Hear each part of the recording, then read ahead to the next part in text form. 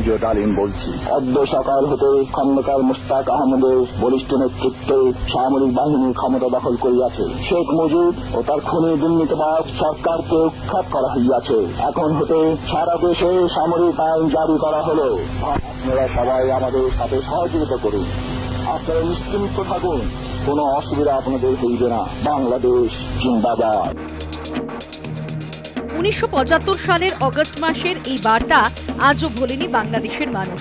15 August Bangabandhu Sheikh Mujibur রহমানের হত্যাকাণ্ডের অন্যতম চক্রী শেখ ডালিম প্রায় 50 বছর পর ফের এলেন প্রকাশ্যে। জামাত সমর্থক হিসেবে পরিচিত এক সাংবাদিক ইলিয়াস হোসেনকে দিলেন দীর্ঘ সাক্ষাৎকার। আর তারপরেই ফের একবার জোর চর্চায় 75-এর 15 আগস্টের সেই কুখ্যাত রাত। যদিও বঙ্গবন্ধুর হত্যাকাণ্ডের ঘটনাকে ষড়যন্ত্র বলতে নারাজ মেজর ডালিম। তার দাবি, সেনা অভ্যুত্থানে নিহত হয়েছেন মুজিবুর রহমান। মুজিব তো মারা যায় নাই, মুজিব নিহত হয়েছে একটা সেনা অভ্যুত্থানে ঘটাকালে। সেনা অভ্যুত্থান তো আর খালেদাতে মার্বেল খেলে না, ওখানে দুই পক্ষ থেকেই গোলাগুলি হয় এবং হতাহত হয় দুই পক্ষে। পাশাপাশি 71-এর মুক্তিযুদ্ধ নিয়েও বিস্ফোরক দাবি ডালিমের। স্বাধীন হওয়ার পর বাংলাদেশের সরকারের পক্ষ থেকে দাবি করা হয়েছিল স্বাধীনতা যুদ্ধে 30 লক্ষ বাঙালি শহীদ হয়েছেন, ধর্ষিতা হয়েছে অন্তত 2 লক্ষ মহিলা। যদিও ডালিমের দাবি 30 লক্ষ নয়, পাকিস্তানি সেনার হাতে বাংলাদেশে নিহত হয়েছিলেন মাত্র 3 লক্ষ মানুষ। সাক্ষাৎকারে মুজিব ভুল ইংরেজি বলেছেন বলেও দাবি ডালিমের। মুক্তিযুদ্ধের সময় পাকিস্তানি সেনা ও তাদের তাবেদারদের হাতে ধর্ষিতা মহিলার সংখ্যাও নাকি মাত্র 2, দাবি ডালিমের।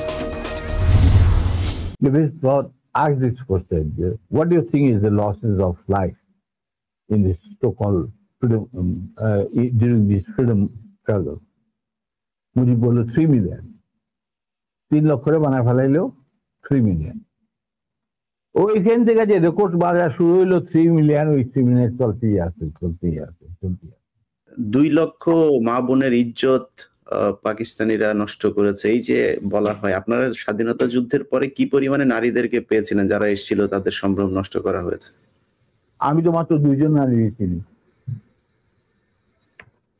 আর কি বলি। পাশাপাশি শেখ হাসিনা ও 24 জুলাইয়ের অভ্যুত্থান নিয়েও বক্তব্য রেখেছেন ডালিম।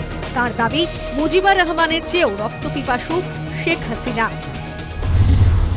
এখনকার Hasina was far more vicious এবং রক্তপিপাসু than her father।